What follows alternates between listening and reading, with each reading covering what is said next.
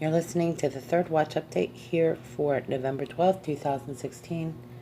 Well, I just got through some really interesting stuff lately, and I think what's happening is just as these videos below stated, and I'll borrow a few remarks from some of the commentators in 1, 2, and 3, because they'll be the first three videos I might comment right here in a moment. But to find Bible prophecy history and the historic importance of what's happening right now, you'd have to really lay the groundwork for it. And I'm going to do that right now so I can go forward to establish where are we going with this. Well, we know that there's a lot of things you have to sort out through this process as you finally come to this realization that there's no going backward.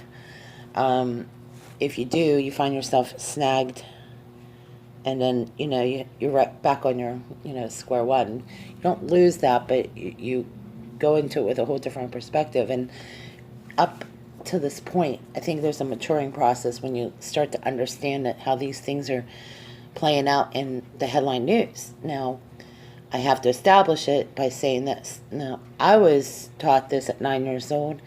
It never leaves you. When you're a little kid and you hear this kind of stuff, and my dad thinking, I guess he assumed at 9 years old I'd understand, but it stayed with me.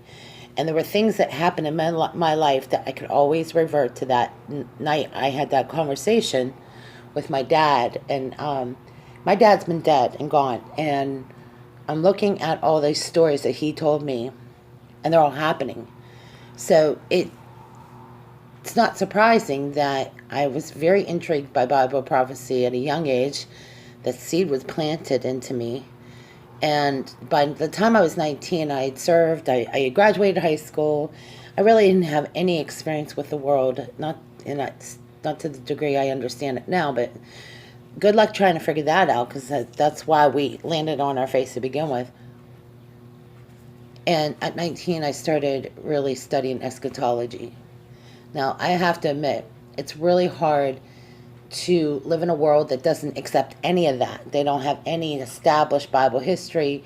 In American history, a lot of us don't even attach Bible history to America. But we have learned in the last year especially that there's a lot of key components why, if America had embraced the Bible like really it was meant to, a lot of the things, we would have a better understanding of these things.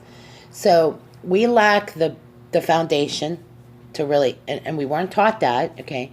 We were taught secular education for those of you who go to public school. So already you're out of the gate. You don't have any, you don't establish yourself with a Bible truths. I mean, it's not taught in school anymore. And I think there's reasons why it's effectively hurt us. Because there's a lot of young kids that are lost at a very early age that come from a broken home. And you run into situations from out of a broken home with no foundation, and that foundation is something you're either taught at home or school or both. So we don't have any of those. So it's no wonder there are people reject this. Okay, now in Israel, it's very much part of the curriculum. It's not. I think Israel is very secular, but I think it's also pretty much accepted that there's a fraction of that society that takes, and they're very orthodox in the respect that this has established the education.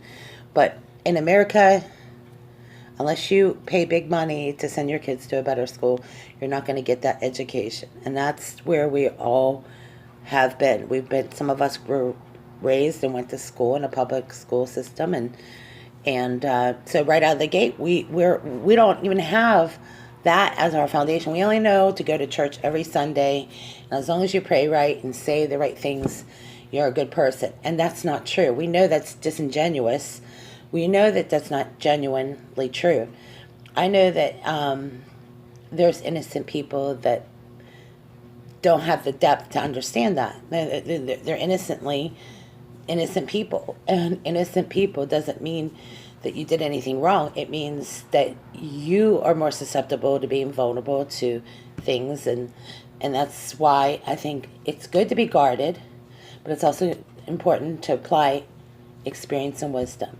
So where am I going with this? To say this, I'm saying that if we've established that much, and I'm sharing this to you so you can relate to me, if I've established that we're not built into the Bible history as to like going to a private, religious school system.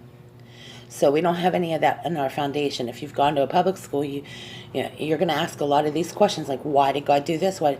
And these questions are supposed to be asked at a young age, and that's not happened. So now we have a lot of lost people that have been through ordeals. I mean, you can't. We have a void here, where we have kids cutting themselves.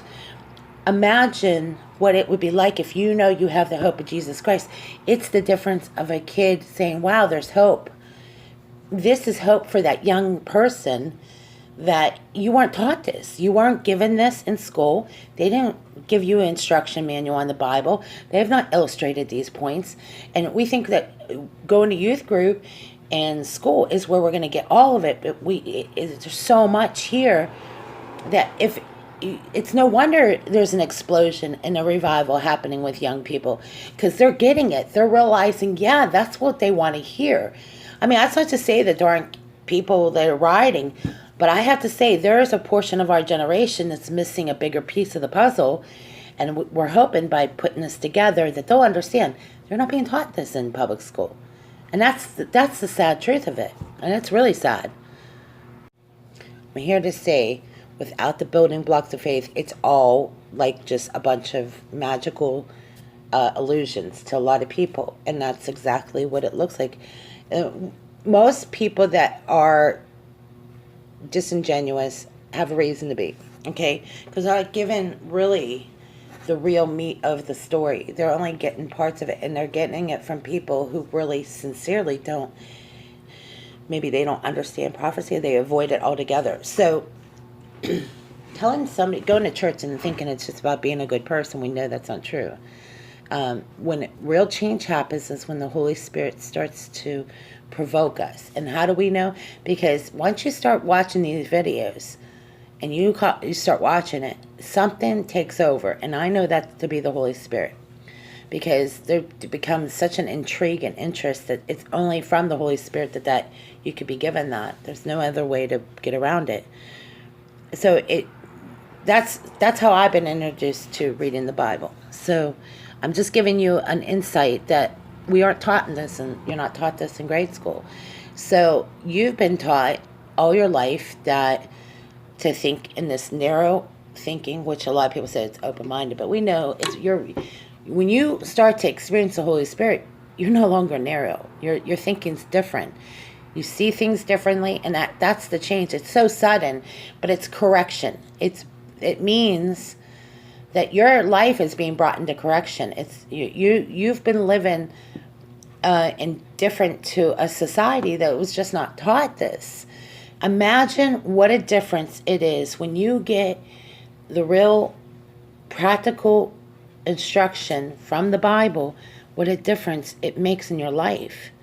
You feel purpose. And I'm talking about people who have spent their lives tormented over issues, and you feel like you're not going to accomplish anything in life. I mean, you're tormented. You're tormented by having grown up in a home that maybe you didn't get a lot of your needs met, and suddenly, when God starts to enter into your life and you mature in the Word, and that means you are chasing after God.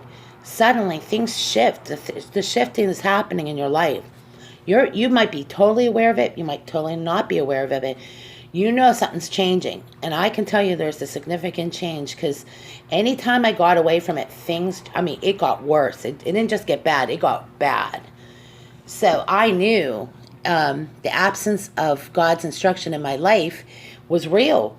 And I could feel the difference when I was in high school, grade school. As soon as I got away from that and I tried to live worldly, I always landed on my face, and I did it too many times. So, and even as an adult, I'm getting better. But I have to tell you, it's very painful. It's not easy.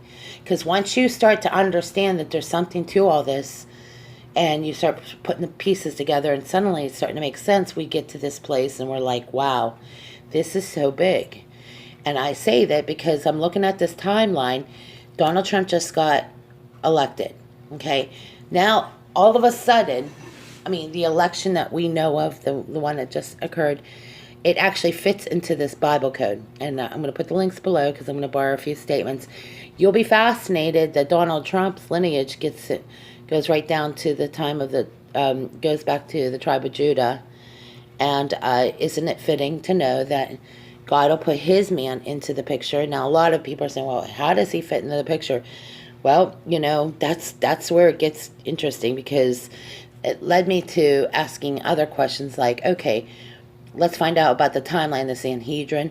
Why would the Sanhedrin ask that Putin and Trump come together to build a wall? Well, it goes back to a couple other scriptures. So here we are. I said this kind of, off the cuff, but God seems to know what he's doing, because things are being reversed. And we live in the time period, according to the Jewish calendar, 5777, and there's a lot of significance to that. So that's a time of restoration. So it looks to me that the message I'm getting is God is using Donald Trump as a form to restore relationship between the United States and Israel. And then if they look at the Bible code, and the Bible code says Sukkot 5778 and Gog. So there you are. You're looking at the year 5778. So up to that point, from now to that point, there's going to be a wall built, and it's going to involve Donald Trump in the United States. And it'll lead us to the year of 5778 at the time of Sukkot.